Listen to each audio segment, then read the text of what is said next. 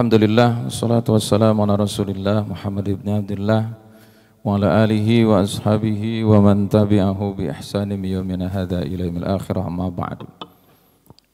Bapak Ibu yang dimuliakan Allah Subhanahu wa taala, insyaallah pada kesempatan siang hari ini kita akan membahas maqalah dan tersambung dengan beberapa hadis Rasulullah sallallahu alaihi wasallam, juga termasuk asarus sahabah. Dalam kitab karangan Imam Nawawi Al-Bantani, maqalah ke-20, Al-Maqalatul Ishrun, an Hatim Al-Asam rahimallahu ta'ala annahu qala al-ajalatu ay al-isra'u fil umuri minasyaitan illa fi khamsi mawadhi'a fa innaha min sunani Rasulillah sallallahu alaihi wasallam. Hatim Al-Asam menyampaikan bahwa ada beberapa hal yang harus disegerakan. Kalimat awalnya al-ajalatu minasyaitan, tergesa-gesa. Kalau tergesa-gesa dengan menyegerakan beda ya. Beda. Nanti akan ada orang yang salah paham. Kalau menyegerakan itu secara administratif semuanya sudah selesai. Kemudian disegerakan. Tapi tergesa-gesa ada kesannya melakukan sesuatu tanpa perhitungan. Maka di dalam hadis Rasulullah SAW ada dua, riwayat Imam At-Tirmidzi, riwayat Imam Baihaqi. Yang pertama, al-anatu minallah wal ajalatu minasyaitan. Yang kedua, at-ta'ani minallah wal ajalatu minasyaitan. Kata Rasulullah, pelan-pelan, tenang, tidak tergesa-gesa itu adalah salah satu sifat Allah. Namun ketika tergesa-gesa, terburu-buru itu termasuk sifat syaitan. Namun dalam cerita Hatim Al-Asam nanti kita akan temukan, dan ini juga bersandar kepada hadis Rasulullah SAW, tergesa-gesa itu termasuk salah satu sifat syaitan kecuali menyegerakan dalam 5 hal. Fa innaha, sesungguhnya yang 5 hal itu min sunani Rasulullah, itu termasuk sunnah-sunnah Rasulullah SAW. Yang pertama, it'amud dhaifi idza nazala, memberi makan kepada tamu jika diketahui tamu itu akan menginap. Segerakan gitu, ada-adain lah, jangan diumpetin gitu. Rasulullah SAW itu, Bapak Ibu sekalian, bersabda, man at'ama akhahul muslima syahwata wa harramahullahu ta'ala anan nar, akhrajahu Imam Al-Baihaqi. Ketika seseorang memberi makan, memberi perutnya kenyang saudaranya yang muslim bertamu, maka Allah Subhanahu wa taala akan mengharamkan kepada tuan rumah itu karena menjamu tamunya sehingga kenyang, dia tidak akan tersentuh oleh api neraka. Hadisnya sahih Imam At-Tirmidzi. Kemudian yang kedua, wa man at'ama akhahu minal khubzi hatta yushbi'ahu wa saqahu minal ma' hatta yurwiyahu ba'uda minan nar sab'a khanadiqa kullu khandakin masiratu sab'ami'ati amin, akhrajahu An-Nasa'i wa Tabrani wal Hakim wal Baihaqi. Kemudian yang kedua, barang siapa orang yang memberi makan kepada tamu atau saudaranya sehingga dia kenyang dan memberi minum sehingga dia lepas dari hausnya, ba'uda minan nar, maka Allah menjauhkan orang yang memberi makan kepada orang lain tersebut, menjauhkan dari neraka 70 sab'a khanadik, 7 khondak. Satu khondak itu 1 parit maksudnya. 1 parit itu adalah perjalanan 700 tahun. 700 tahun lumayan Pak. Hidup kita aja nggak nyampe 700 tahun ya. Jadi kebaikan memberi orang, tapi bukan makan gratis Pak. Takutnya kayaknya gagal lagi gitu. Kalau itu mau makan gratis kan bukan dari perorangan. Yang dimaksud ini adalah perorangan Pak. Yang dimaksud ini perorangan, bukan institusi, bukan pemerintah. Ada pemerintah mah kewajiban memberi makan. Bukan janji juga lagi. Jangan-jangan cuma janji doang. Ceplosan lagi aja gue ngomong. Bapak Ibu ini dimulakan Allah Subhanahu wa taala. Oke, pen sampai di situ. Bukan takut Pak, bukan. Ini mah waktunya terbatas masalahnya. Ya. Kemudian ada pertanyaan juga, ini sekaligus nanti pertanyaannya terjawab dengan apa yang saya sampaikan. Yang kedua, Setelah memberi makan, individu sekali lagi ya, bukan instansi, bukan pemerintah, bukan, karena itu adalah kewajiban sebetulnya. Maka pada saat sahabat Umar menjadi khalifah, beliau itu setiap malam keliling Pak, keliling. Di mana ada orang yang kelaparan, dia sendiri yang bawa, yang mikul gandum, tidak diwakilkan. Itu mereka-mereka yang bertanggung jawab berkenaan dengan Amirul Mukminin. Amir, pemerintah, bukan penguasa. Sekarang ini penguasa Pak, terserah dialah. Pokoknya mau ngapain. Orang mau rugi, mau susah, mau nyungsep, terserahlah, terserah gua aja, bahasanya kan gitu. Namanya penguasa, beda lagi. Makanya dalam kalimat bahasa Arab itu beda, pemimpin dengan penguasa. Kalau pemimpin itu amir, kalau penguasa itu sultan. Beda bahasanya, ya. Yang kedua, apa yang harus disegerakan? Dan ini termasuk sunnah Rasulullah. Wa tajhizul mayyiti idza mata bil ghusli wat takfin wassalati alaihi waddabni. Disegerakan itu, yang kedua yang harus disegerakan adalah menyegerakan orang kalau sudah mati buru-buru dikubur, tapi tidak untuk tergesa-gesa. Ini salah tafsir nih orang Indonesia nih Pak, terutama di Cilincing sana, di tempat saya udah ngomong-ngomong orang Cilincing aja deh. Itu kalau nganterin orang mati, ini kan kewajiban kita ada 4 Pak, bukan cuma nganter doang. Yang pertama memandikan, yang kedua takfin, mengkafankan, yang ketiga wassolati alaih. Jarang kok orang yang mau nyolatin orang mati nungguin aja di luar. Bahkan lebih menyedihkan lagi, saya beberapa kali menyaksikan dengan mata kepala saya sendiri, bapaknya mati, dia cuma gotong doang ke masjid, begitu yang lain nyolatin dia ngobrol di luar nongkrong. Sedih banget kita Pak kalau punya keluarga modelnya begitu. Dan itu salah siapa? Ya mungkin salah orang tuanya, tidak pernah mendidiknya. Saya di TPA, punya TPA kecil-kecilan itu, saya ajarkan kepada anak-anak itu, kalau sudah bisa baca Quran, ada 2 kelas, yang pertama As-Sibyan, masih belajar Abatasa, Alif Batasa, kita ajarkan. Kemudian yang Al-Fatihah yang sudah bisa baca Quran, itu saya ajarkan. Yang pertama, praktek berwudu, praktek sholat. Yang ketiga, kita ajarkan sholat jenazah. Dan kemarin ada tetangga saya, termasuk salah satu cucunya murid kita. Kita ngelihatnya seneng banget Pak, begitu disolatin nih kakeknya, anak dan cucunya berada di barisan pertama di belakang imam. Bahagia banget orang tua itu, bukan cuma gotong doang, bopong doang, sementara yang nyolatin ustadz, mentang-mentang dibayar gitu. Udah kagak pernah dibayar juga, lillahi ta'ala saja. Ini luar biasa Pak. Nah hari ini, dewasa ini di negeri kita, di mana-mana, khususnya pada saat menguburkan orang mati, perasaan dia doang yang punya jalanan Pak. Ini salah kaprah ini begini nih. Ayo Pak, bantu saya. Nanti di daerah masing-masing, kasih tahu Pak, kalau ada orang mati itu biasa aja. Kasih kesempatan, bisa jadi orang yang lewat pada saat itu menggunakan jalan raya yang kita gunakan, bisa jadi mereka urgensinya lebih hebat daripada jenazah, dan jenazah nggak pernah teriak-teriak. Yang teriak-teriak itu yang nganterin Pak. Ini tolong diperhatikan betul. Ini salah kaprah. Saya kalau ngawal jenazah begitu Pak. Selalu saya kasih tahu, terutama yang pada bawa motor, anak-anak muda, mulutnya bukan istighfar, mulutnya bukan berdoa. Kita ini sedang mengiring orang mati. Mestinya menjadi contoh, karena dulu pas sekitar tahun 2000-an di daerah Priuk itu pernah kejadian.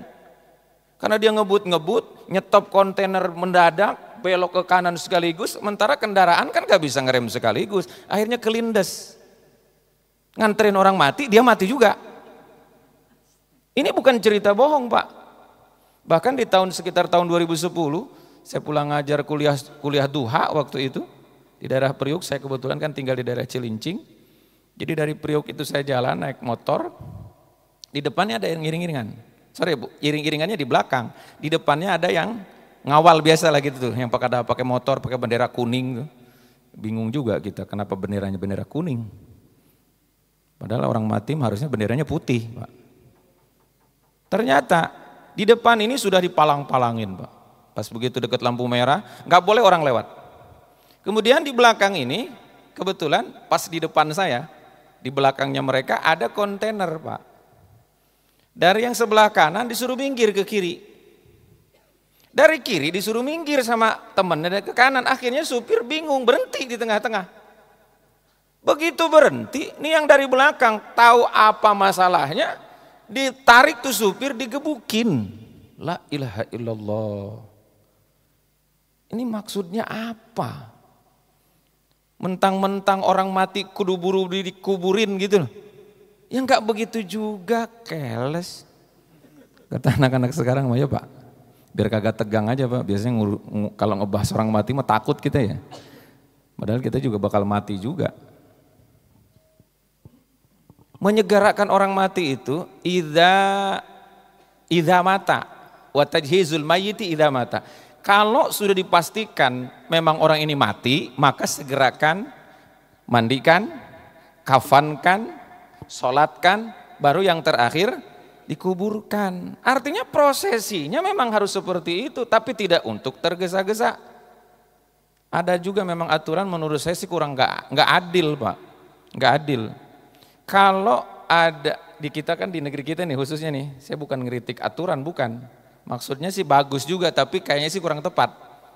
Ambulan itu yang boleh dikasih lewat tuh menurut saya bukan ambulan orang mati Pak, ambulan yang betul-betul urgennya luar biasa, lagi orang bawa orang sakit luar biasa. Setuju saya, lampu merah dilabrak ya nggak ada masalah. Tapi kalau orang mati emang teriak-teriak Pak. Orang diem aja kok dia. Buru-buru mau nonjokin orang, gerakin jari satu aja kagak bisa. Ayolah bantu Pak. Ini tidak baik, ini tidak baik. Menyakiti orang lain, karena saya pernah ngelihat. Ini orang lewat dipelototin, dicaci maki, bahasanya kotor. Kita nih nganterin orang mati. La ilaha illallah. Begitu kagak Pak di kampung-kampungnya Pak? Kasih tahu nih tugasnya nih. Kalau kagak disampaikan awas loh. Saya udah ngasih tahu. Kebagian juga kita dosanya Pak. Dah jalanan umum atuh. Ini kadang-kadang kita lebih banyak menghormati orang mati daripada orang hidup, padahal kita hidup bareng-bareng sama orang hidup, bukan sama orang mati. Ada tetangganya meninggal dunia, ada orang akses jalannya, gangannya cuma itu. Kemudian dia punya keperluan, naik motor, dicaci maki. Lu kagak tahu diri banget nih orang nih, kagak ngormatin orang mati. Dah orang mati mah kagak perlu dihormatin. Sama orang mati kita hormatin, sementara sama orang hidup, masa kita kagak ngormatin? Hidup kita sama orang hidup kok. Ya Pak? Ya kalau ada orang yang punya kebutuhan silahkan lewat, tapi motornya matiin gitu loh. Kagak usah, ini mah kadang gangan ditutup, kecuali kalau lagi mandiin kali ya. Ayolah, jadi umat muslim itu yang bermanfaat untuk orang lain, apalagi ini fasilitas umum. Jalan raya kagak boleh orang lewat. Caci maki, la haula wala quwwata illa billah. Pak, bisa ya nanti dikasih tahu ya. Ini kebiasaan kagak baik nih. Kalau kita kagak ngomong, ya lama-lama yang kagak baik itu kalau dikerjain orang banyak, jadi malah menang dia. Ya Pak. Oke, nah berkenaan dengan orang mati juga, kan sekarang ini lagi viral nih. Ya, ada orang mati rohnya nyurup masuk ke seorang perempuan. Itu kagak ada Pak, dalam Islam kagak ada begitu. Kalau orang mati dihidupkan lagi oleh Allah lewat mukjizat Nabi, ya nanti Bapak Ibu salah satunya cek surah Al-Baqarah ayat 72-73. Ya, lembar sebelah kanan baris 1, 2, 3, 4 lah dari atas. Mudah-mudahan belum pindah ya. Wa idh qataltum nafsan faddaratum fiha wallahu mukhrijum ma kuntum taktumun faqulna duribuhu biba'diha kadzalika yuhyillahul mauta menghidupkan orang yang sudah mati. Itu Allah bisa, tapi kalau ruh masuk ke jasad orang mana ada Pak, satu badan dua ruh. Nah terus kalau yang disurupin, yang dimasukin rohnya seorang mati ini rohnya kemana? Emang ada satu orang ruhnya dua? Logikanya dong Pak, ya baru kejawab tuh. Nah terus begitu gimana? Itu jin Pak, yang berusaha menyesatkan manusia. Karena setiap diri kita ini ada jin korin namanya. Kalau kita mati, dia mah kagak mati. Setan, dan setan mah matinya nanti kiamat. Udah dikasih kontrak sama Allah. Ya kan? Qala anzirni ila yaumi yub'atsun. Kata si setan. Dulu pimpinan setan itu namanya iblis. Jadi rakyatnya setan, pimpinannya. Nah, sekarang begitu dah. Bapak Ibu yang dimuliakan Allah Subhanahu wa taala. Jadi disegerakan orang mati itu setelah prosesnya selesai dan tidak tergesa-gesa, apalagi bikin masalah baru. Yang ada kalau kita tajhizul mayit, mengurusi orang mayit, apalagi pada saat mengiring, itu kan sunnah Pak, sunnah Rasulullah Shallallahu Alaihi Wasallam, bahkan termasuk hak di dalamnya. Kenapa? Karena mayat yang beriman Pak, setiap kali orang yang mengiringnya, memandikan, mengkafankan, mensolatkan, itu mereka juga ikut diampuni dosanya. Kalau yang dianterin jenazahnya orang soleh. Ini orang soleh yang matinya, kitanya malah salah melulu. Gimana ceritanya mendapatkan kebaikan? Ayolah, kalau memang ada orang mati, ini kadang ambulannya masih 1 kilo di belakang, tuh pertigaan perempatan penuh sama motor dihalang-halangin. Hidup kita mau ngapain coba? Di Priuk Pak, di Priuk, bukan, nggak tahu udah pokoknya di sini lebih parah bisa jadi. 2, yang ketiga. Apalagi yang harus disegerakan, watazwijul binti idza balagat. Menikahkan anak perempuan kalau sudah dapat jodohnya, atau balik itu ukurannya kalau dia sudah menstruasi. Segerakan tuh, apalagi udah ketemu. Nih dewasa ini Pak, saya kalau ngisi acara-acara lamaran selalu saya sampaikan. Bapak Ibu, ibu bapak punya anak perempuan dan ibu bapak punya anak laki-laki. Kalau setelah lamaran, apalagi yang namanya tunangan, dan tunangan mah tidak ada ajarannya dalam Islam Pak. Ada juga khitbah juga yang datang orang tuanya aja. Khitbah itu begitu kata Nabi, hadisnya sahih. Adhirun nikah wa akhful khitbah. Nanti dirameinnya pada saat nikah disaksikan banyak orang, dan ngelamar mah udah cukup berdua aja ibu bapaknya datang. Ini mah belum apa-apa. Ya Pak. Yang lebih hebatnya lagi, tapi ini bahaya, kalau anak sudah ditunang, anak sudah dilamar, mereka nganggapnya udah separuh halal. Yang dosa siapa? Ibu bapaknya. Karena ibu bapaknya kadang-kadang ngerasa aman, biarin aja dah. Ini pernah kejadian loh Pak, pernah kejadian sekitar tahun 2010 begitu tuh. Saya sudah ingatkan, saya bilang Bapak Ibu, kalau ini anak sudah dilamar, jangan lama-lama deh. Sebulan, 2 bulan masih wajar lah mungkin, tapi ketika sudah dilamar itu jarangin volume pertemuannya, nggak ada gregetnya. Ada lagi yang aneh lagi nih kebudayaan, giliran nikah calon perempuannya diumpetin di kamar. Ntar aja Pak Ustadz katanya. Kapan? Saya bilang dikeluarin, ntar kalau udah jawab kabul aja udah sah. Lah kemarin diboncengin kemana-mana lu diem aja. Halo, ada kagak yang begitu? Saya suka iseng Pak, kalau saya apa aja ceplosin aja udah. Mana pengantin perempuannya? Nanti aja Pak Ustadz, kalau sudah ijab kabulnya udah selesai, udah sah katanya. Lah gue ngomong nyeplos begitu, akhirnya dia ngambek. La haula wala quwwata illa billah. Jangan biarkan anak kita Pak. Ini ada pernah kejadian tahun 2010 tuh. Orang tuanya membiarkan, akhirnya naudzubillah dicicipin dulu. Yang celakanya lagi seminggu lagi sebelum hari nikah mati lakinya. Orang makan nangkanya, aku dapat getahnya, itu Mama Mansur S nyanyiannya. Udah barang mahal mah kagak bisa dicicipin tuh Pak. Ayo, realita. Saya ngomong begini walaupun bercanda memang bener kok begitu adanya. Anak sekarang ini, apalagi orang tuanya kagak peduli, udah dikiranya udah separuh halal tuh. Bapak ibunya juga demen banget, udah yang penting pulang bawa martabak doang. La ilaha illallah. Orang Cilincing Pak, orang Cilincing. Bukan jamaah sini, bukan. Ya jangan sampai aja begitu tuh. Kewajiban kita, terus yang kalau dia melakukan dosa, kalau dia melakukan perzinahan yang dosa, siapa ya? Ibu bapaknya juga kebagian. Karena tugas orang tua, jangankan belum menikah, sudah menikah pun kalau dia kelihatan anaknya kagak beribadah, udah kudu ngingetin orang tua mah Pak. Ini mah enak bener kalau anak gue udah kawin, biarin aja dah suaminya ini. Padahal di depan mata kagak sholat, di depan mata kagak puasa. Anak siapa? Kan anak kita Pak. Ya dalam mengingatkan mah sampai mati. Kita harus saling mengingatkan, apalagi ada unsur keturunan, apalagi ada anak, ada cucu gitu loh. Saya di keluarga saya itu paling keras Pak, yang namanya ibadah sholat itu. Kadang ada ponakan dari daerah mau ngikut ke kita cari kerjaan, kita tampung. Tapi satu saya bilang, kau ketinggalan atau ninggalin sholat secara sengaja, keluar dari rumah ini. Karena saya tidak mau bertanggung jawab dengan dosa kalian yang dilakukan di rumah di mana saya tempat tinggal. Bukan sombong. Dan di akhirat mah kita kagak ada yang kasihan sama kita Pak. Ada perilaku yang buruk kita lakukan, siapa yang mau belain kita? Bini, laki kagak, boro-boro. Di dunia mah iya, dibela-belain mati-matian, mau bohong, mau nipu, mau curang juga. Karena dikasih duit dibela-belain. Coba ntar lu di akhirat. Ada yang mau belain? Kagak.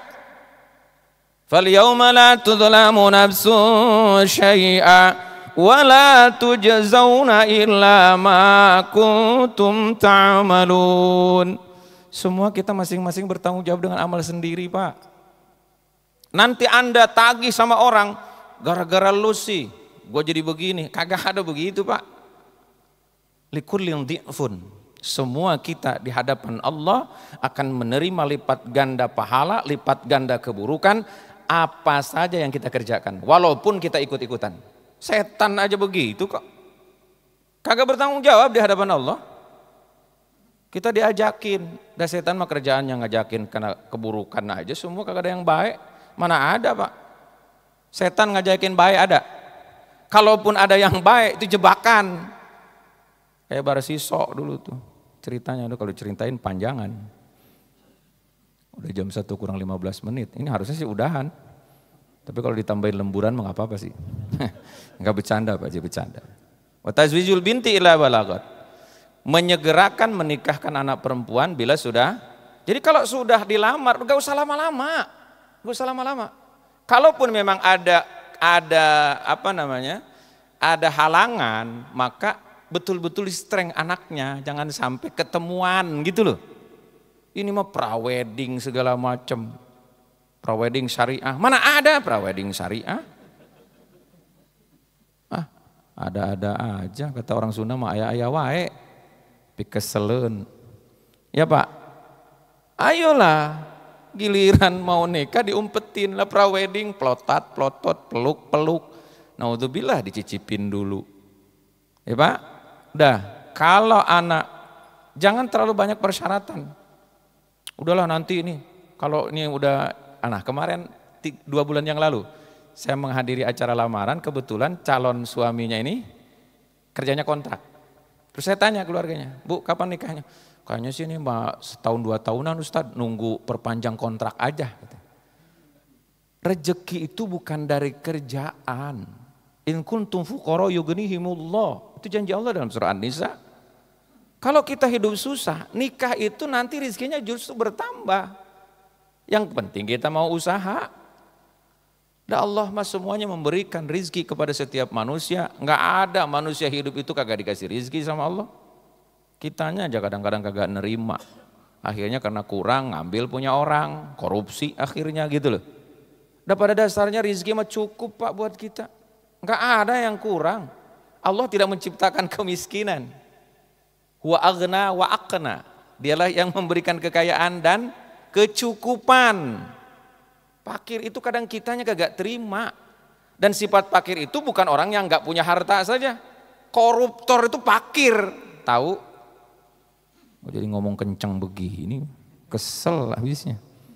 Koruptor malah disayang ya. Tempat penjaranya ada AC-nya, giliran maling ayam bonyok Pak. Luar biasa. Ya, di negeri Konoha katanya sih. Untungnya bukan di kita. 3, yang keempat, wa qada'ud daini idza wajaba. Yang harus disegerakan itu adalah membayar hutang jika sudah jatuh temponya. Kenapa jatuh tempo? Karena berhutang mesti dibatasin. 282, dari mulai 280 sampai 282. 282 itu satu lembar Pak, satu halaman tuh tentang utang. Karena utang itu berat Pak, sampai mati syahid saja ditunda masuk surganya. Mati syahid dalam peperangan, mendapatkan gelar syahid, kalau dia punya utang ditunda pahalanya. Ini kadang-kadang begitu Pak, urusan utang tuh baik di depan, jeleknya di belakangnya luar biasa. Ya Pak, orang kalau minjem duit luar biasa tuh, manis banget mulutnya. Pak Haji mah orang paling baik di sini, kagak ada lagi.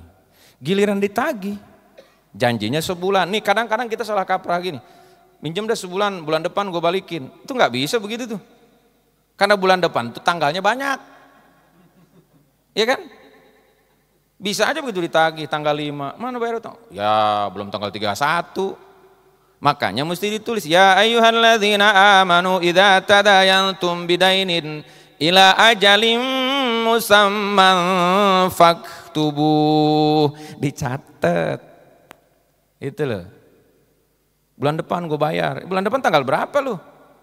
Bulan depan bulan 6. Tanggal 1 udah bulan 6. Tanggal 5 ya bulan depan juga. Maka dicatat. Tapi bagi orang yang menghutangkan, balik ke belakang 2 ayat, 280. Wa in kana dzu usratin fanadhiratun ila maisarah wa an tasaddaqu khairul lakum in kuntum ta'lamun. Kata Al-Qur'an, bagi yang menghutangkan, kalau Anda memberi tempo itu luar biasa. Apalagi utang yang dipinjam sama temannya itu disedekahkan. Itu pahala buat kita yang minjemin Pak. Atau Bapak bilang begini, karena saking susahnya nih orang bayar utang, gue tagih di akhirat. Nggak salah juga. Mana mau ada orang begitu, wah lu mah kejem banget. Lu yang kejem, minjem kagak mau bayar. Ada orang yang minjemin punya hak Pak, mau memberikan tenggang waktu. Wa in kana dzu usratin fanadhiratun ila maisarah. Dalam tafsir Imam Nawawi, kalau memang yang berhutang kepada kita ini terancam dengan nyawanya, duitnya ini kalau tidak dibayarkan, kalau tidak diberikan kepada yang mengancamnya, maka boleh Anda berikan kelonggaran.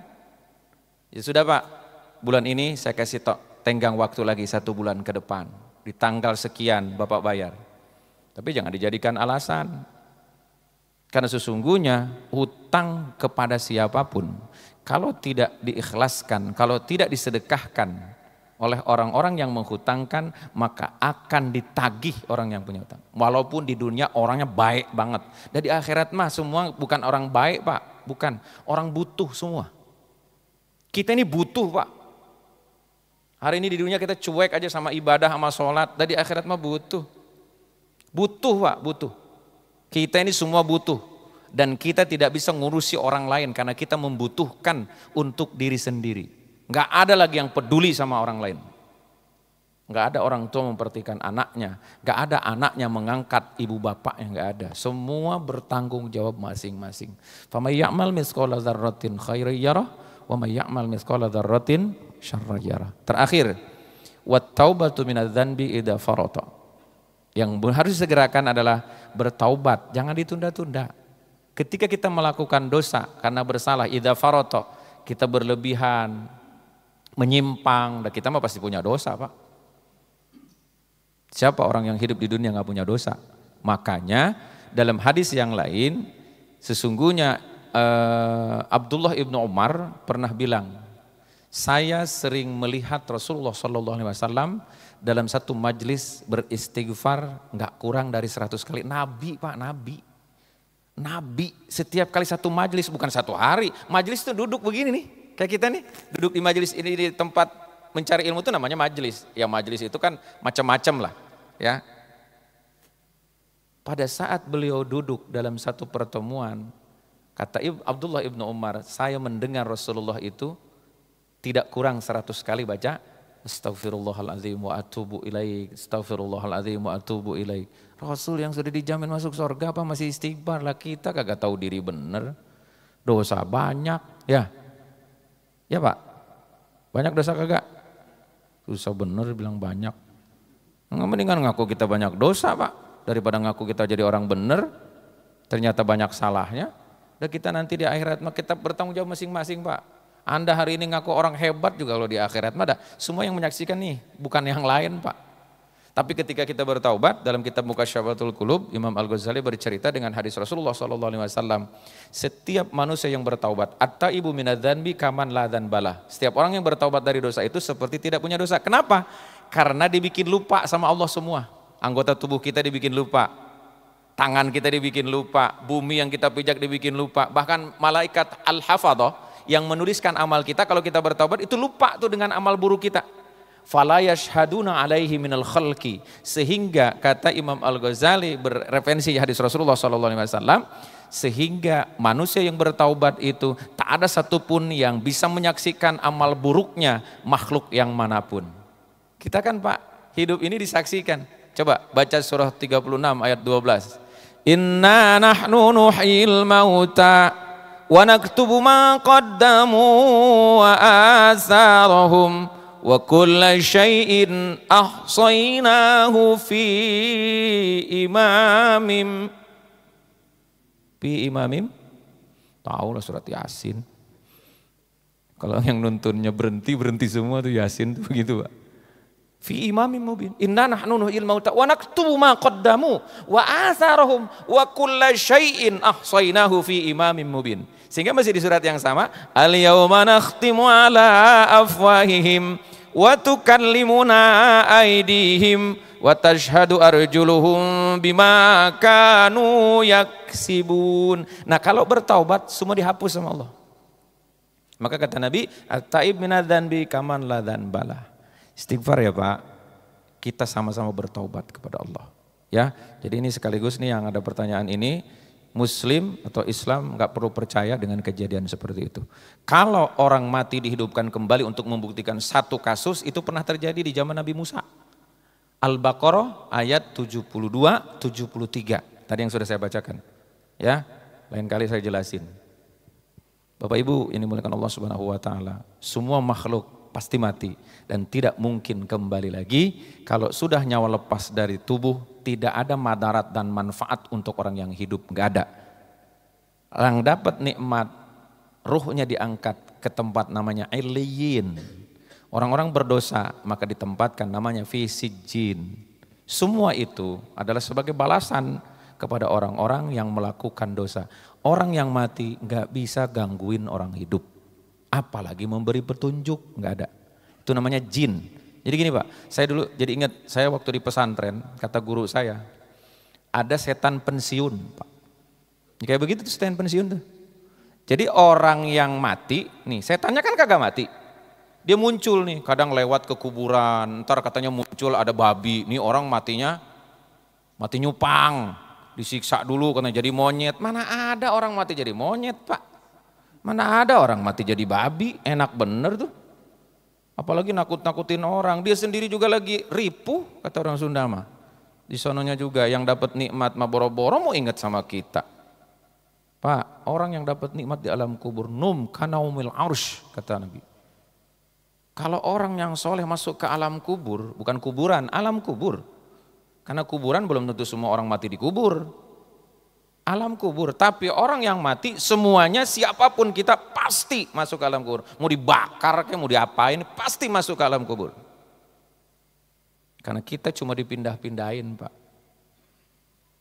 Apa kata Allah? Khuliqtum lil abad walakin tantakiluna minaz zaman ila zaman.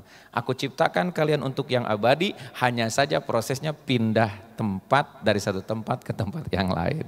Dari alam ruh pindah ke alam rahim, dari alam rahim pindah ke alam dunia masuk gerbangnya alam kubur, kemudian masuknya alam barzah. Alam barzah baru masuk alam mahsyar baru masuk alam akhirat. Satu di antara dua tempat kembali manusia. Neraka atau surga. Semuanya tidak bisa kembali lagi ke alam sebelumnya, kecuali sinetron. Oke Pak, sudah? Ya, baik, kita sama-sama berdoa kepada Allah, mudah-mudahan Allah mengampuni dosa-dosa kita, mudah-mudahan Allah memberikan taufik dan hidayah kepada kita untuk selalu bertaubat, menghindar dari dosa. Adapun dosa yang kita lakukan, yang kita kerjakan, bersegeralah bertaubat. Ajilu bitaubat qablal maut wa ajilu bisalat qablal faut. Rasulullah SAW memberi arahan kepada kita, segerakan sholat sebelum kita tidak mampu melakukannya, kemudian juga bertaubat sebelum datang kematian, karena taubat pada saat sakaratul maut tidak diterima oleh Allah Subhanahu wa taala. Nas'aluka bisalamati wal afiyah wa husnal khatimati mandal maut. Al-Fatihah. A'udzubillahi minasyaitonir rajim. Bismillahirrahmanirrahim. Alhamdulillahirabbil alamin arrahmanirrahim maliki yaumiddin. Iyyaka na'budu wa iyyaka nasta'in ihdinas siratal mustaqim siratal ladzina an'amta 'alaihim ghairil maghdubi 'alaihim waladdallin. Rabbighfirli amin. Wa'fana ya karim, wa'fana ya rahman, wa'fana ya rahim ya arhamar rahimin irhamna ya arhamar rahimin irhamna bi rahmatikal wasi'ah. Allahumma inna nas'aluka ridhaka wal jannata wa na'udzubika min sakhatika wan nar ya farijal ham ya kashifal gham ya man li 'abdihi yaghfir wa yarham da'wahum fiha subhanakallahumma tahiyyatuhum fiha salam wa akhir da'wahum alhamdulillahi rabbil alamin. Akhirul kalam billahi ridha wal inayah wal afa minkum. Wassalamu alaikum warahmatullahi wabarakatuh.